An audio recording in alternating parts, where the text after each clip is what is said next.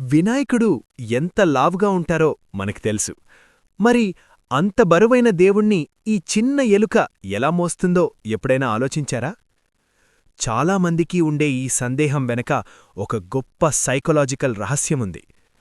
నిజానికి ఆ ఎలుక వినాయకుని బరువుని ముయ్యట్లేదు. మనలో ఉండే కోరిక అనే మూషకాన్ని వినాయకుడు తమ వివేకంతో కట్టిపడేశారు అని మన పెద్దల మాట. మన మైండ్ ఎప్పుడూ ఎలుకలాగా దేన్ని పడితే దాన్ని కోరుకుతూ నాశనం చేస్తుంటుంది. ఆ రెస్ట్లెస్ మైండ్ని మన కంట్రోల్లో ఎలా ఉంచాలో తెలుసుకోవడమే ద వాహనా కోడ్ మొదటి రహస్యం. దీని గురించి పూర్తిగా తెలుసుకొని know the why before you worship.